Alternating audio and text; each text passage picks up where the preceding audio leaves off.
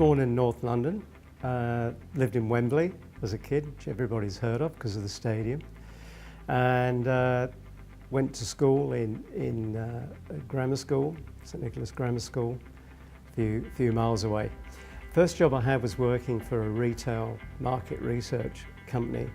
I worked as what was known as a panel controller, and I had the interesting job of looking at data anomalies, trying to work out what had caused certain trends that were outside of the norm.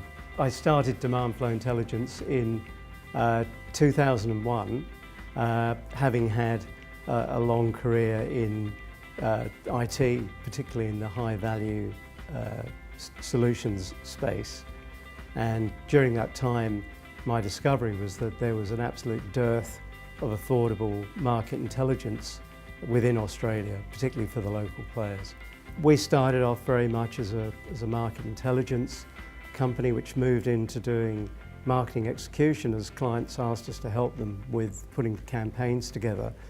And that moved us into doing marketing automation, and that's when we made the big discovery that big data or data was a problem. They had the wonderful ability through these solutions to do highly targeted marketing, but the data didn't support that.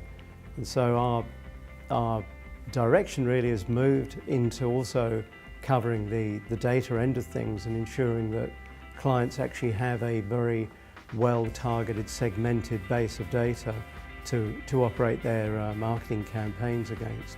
I've learned a lot in the years I've been running the business. A certain value that I've held for many years is that the essence of marketing is to do something unexpected, and that's become more and more true as it's becoming very hard to get cut through with the audience. So many of the traditional channels to market are really not delivering much. The classic telephone, nobody wants to pick up the phone.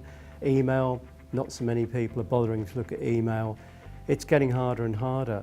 And so when you do present something to them, it has to be highly relevant and it has to be perhaps a little bit different to get their attention. It's what they call the purple cow syndrome. If you drive down a road, there's cows in a field, you don't take much notice. Everybody's seen cows before. If you suddenly spotted a purple one, you would go, oh look, purple cow. It's the purple cow syndrome is absolutely forefront today. People ask me, what do you do? And I say, well, we hunt orangutans for our clients. They say, what sort of clients do you have? We said, well, mainly technology clients. They said, well, what have orangutans got to do with them? I said, well, it's an analogy of what we do. It's analogous of what we do in that we're looking for something quite scarce in limited places for our clients. And so what it means is you're combining the skill of you ask yourself, finding where they are, ask yourself the question, where do they live? They live in jungles. Does every jungle have orangutans? It doesn't, so you better make sure you're in the right jungle. Where do they actually live in those jungles? Up trees. Is there an orangutan in every tree? No, there isn't. So do you have time to climb every tree in the jungle? Well, you don't, so you better be smart and try and pick your trees. And then when you do find your orangutan in the tree, you need to engage them. Does every ape speak the same language? No, it doesn't. So you better be able to speak orangutanese, talk to them in their own language and engage them. And that's just getting you to the point of being able to qualify them, do the basic qualification. If you're looking to sell tree houses to orangutans for 10 bananas, you'll need to qualify them, say, do you need a tree house, do you have 10 bananas? Now, if you imagine that either he doesn't need the tree house or he doesn't have 10 bananas, the fact is he'll always be an orangutan.